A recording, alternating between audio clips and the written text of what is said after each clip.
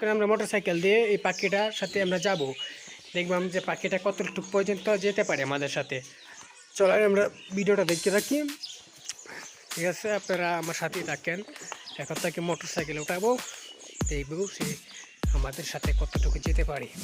দর্শক শ্রোতা, আমরা এই যে মোটরসাইকেল দিয়ে পাখিকে নিয়ে অনেক দূর বাজারে চলে আসছি, কিন্তু পিছন থেকে যে একজন একটা ভিডিও করবে, পিছন থেকে যে কেউ একজন ভিডিও করে আপনাদেরকে দেখাবে, সেই দৃশ্যটা কিন্তু দেখাতে পারলাম না। একজন অটুলাকে পেলে হয়তো দৃশ্যটাকে দেখাবো, দেখতে থাকেন।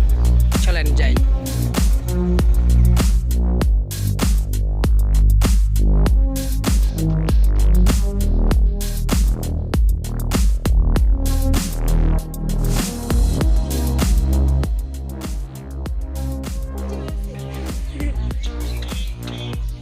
দর্শক শ্রোতা, আপনারা একটু আগে দেখতে পাচ্ছিলেন যে শালিক পাখির বাসা আমরা দেখতে আসছি।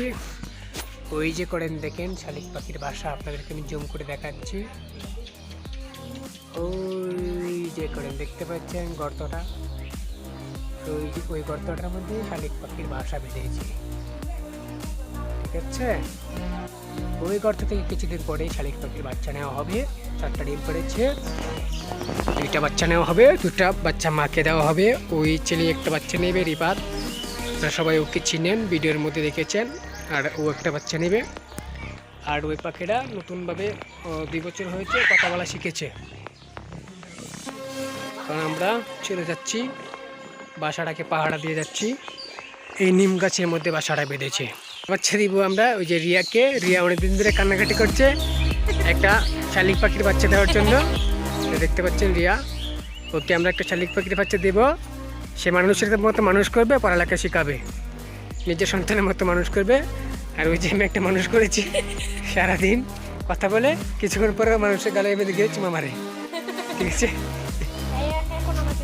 দেশের সাথে যারা শালিক পাখি পোষেছে তাদের জীবন ধন্য হয়ে গেছে। তারা নাকি লালন পালন করে খুব সন্তানের মতো। আমরা রিয়াকে একটা ছোট ছেলেকে বাচ্চা দেবো। রিয়া এখন ছিল না, একটা রিয়ার বড় বই, ঠিক আছে? সমস্যা নেই। রিয়া নাকি রিভাল বলছে ব্যাং